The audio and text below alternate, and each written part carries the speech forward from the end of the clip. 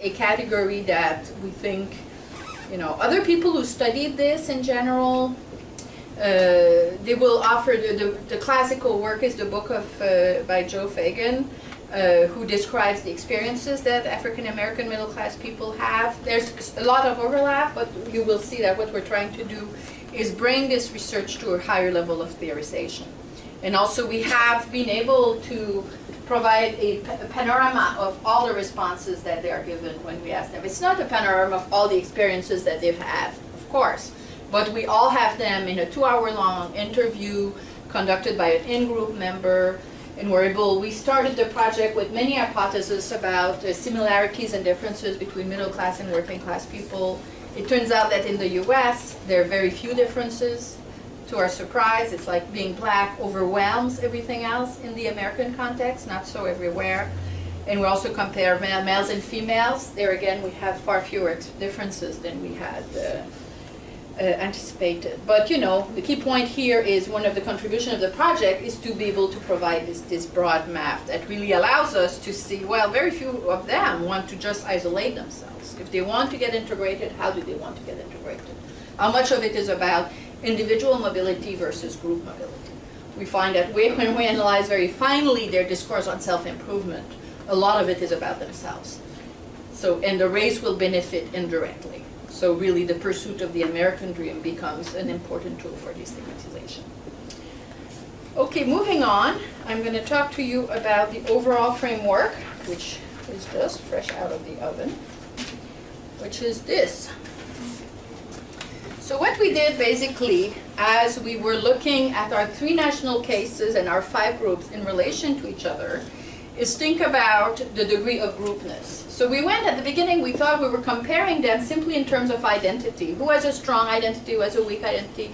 If you look at the literature on social identity, I think, for instance, as a point of departure, social psychologists, the work of Tashfeld and Turner, in-group, out-group, it's pretty simple.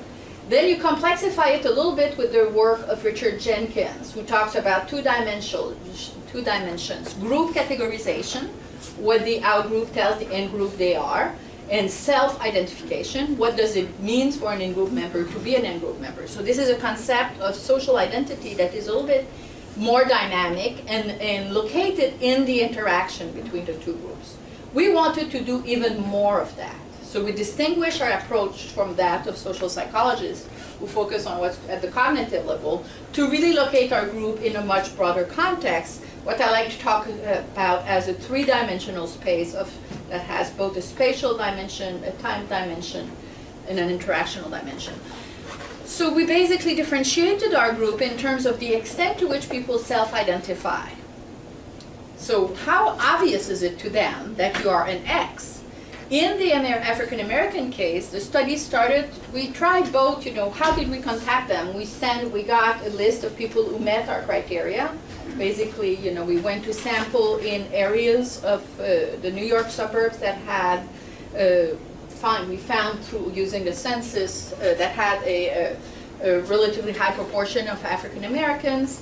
And we had the survey company find for us people who were, college educated, who met the number, having worked for 5 years, we had a whole set of criteria. The first letter that we sent said, we want to interview you about how you choose your friends and your main preoccupation in your life. No mention of race. And when they were called, the first thing they would say is, are you calling me because I'm black? So, then we decided to mention it, and then it was obvious to them that they were being surveyed because they were black.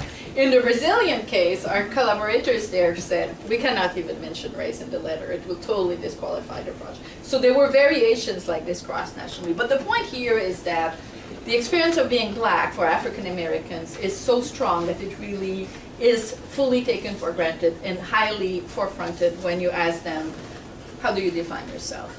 Spatial segregation is also very high. 85% of African Americans live in an area that is predominantly African Americans. So the spatial boundaries, I distinguish in my work between symbolic boundaries, which has to do with the symbolic distinctions, and social boundaries, which have to do with basically the distribution of resources and the distribution of people in space.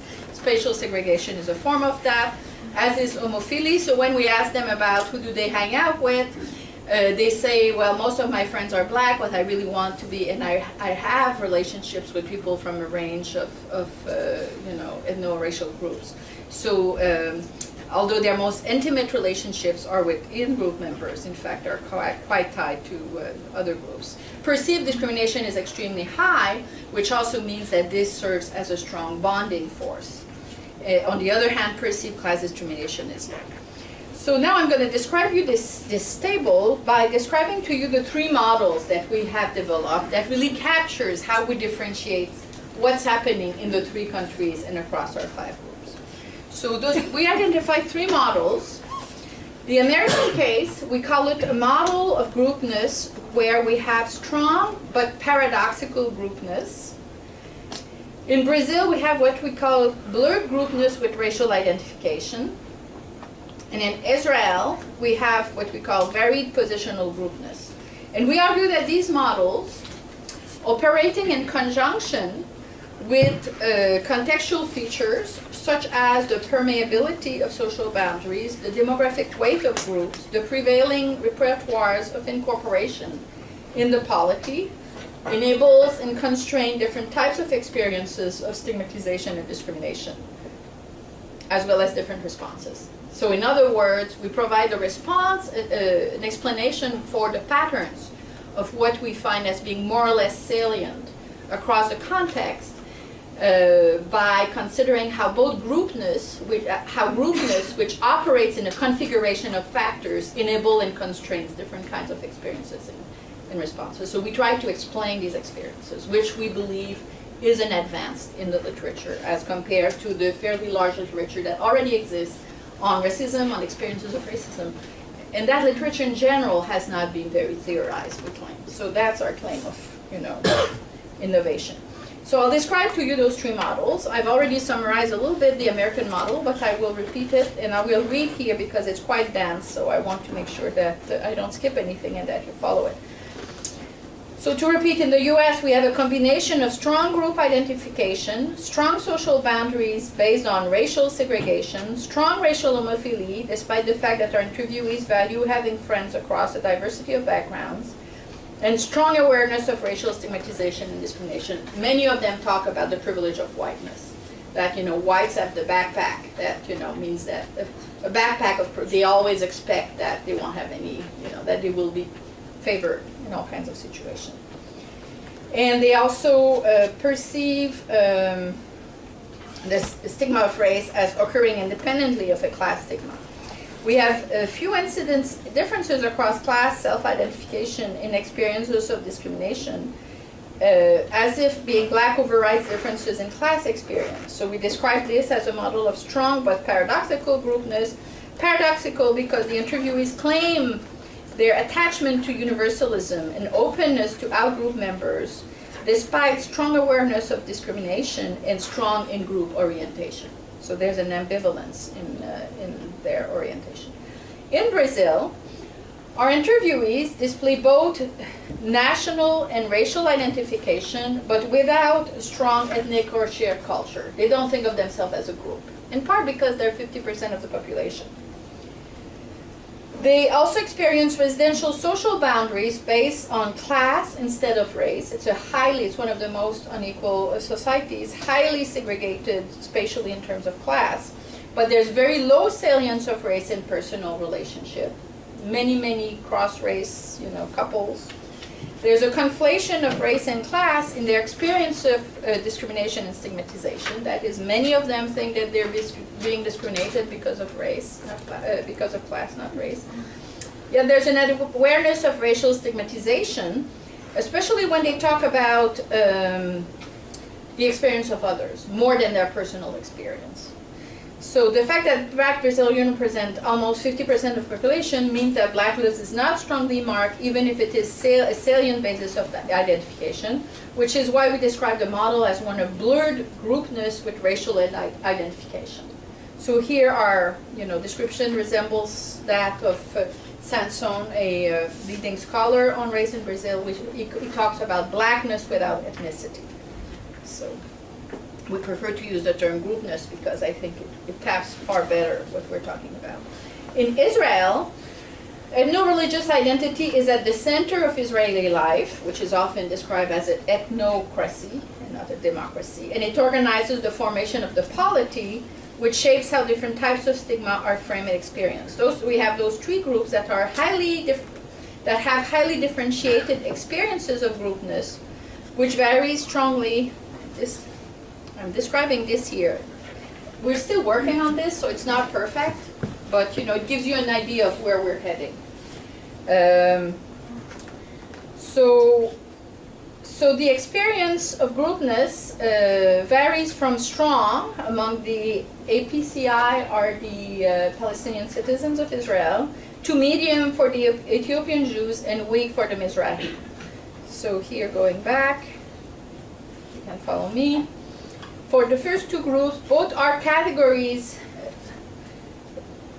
by the majority group as other, that is the experience group categorization, which is tied to a specific history of colonization and exclusion for the Arab Israelis, and to a marked phenotype for the Ethiopian Jews.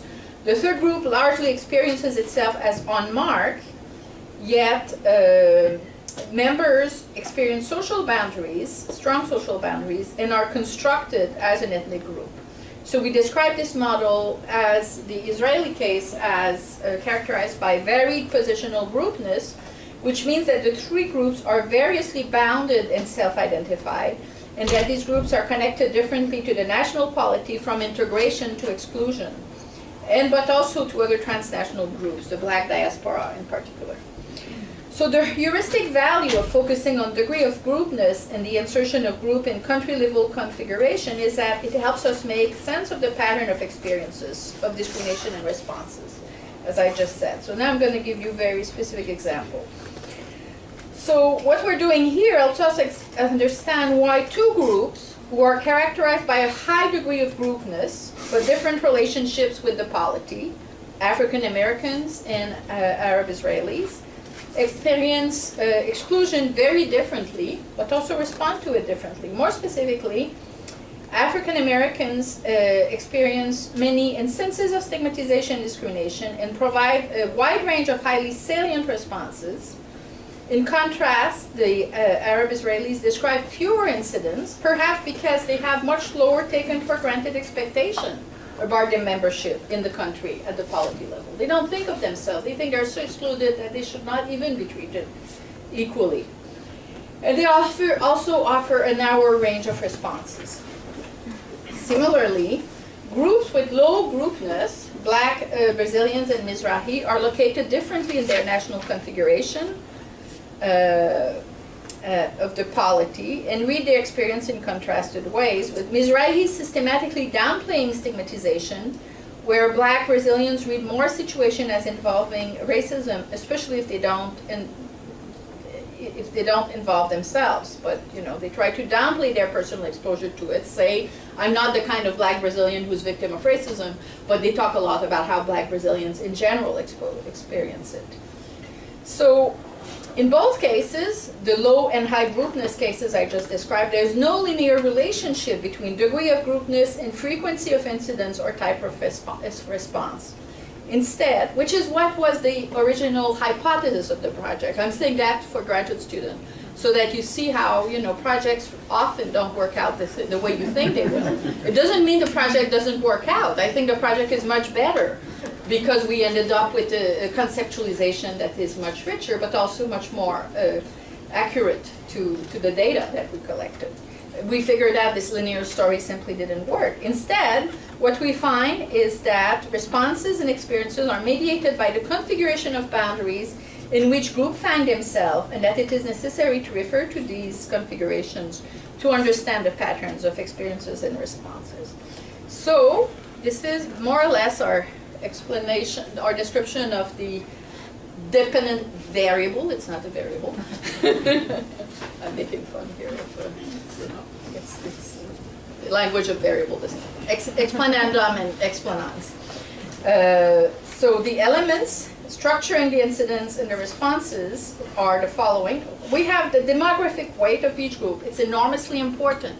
If you're 2% of the population and if you're 50% of the population, makes a huge difference in how marked you are. A stigmatized group that is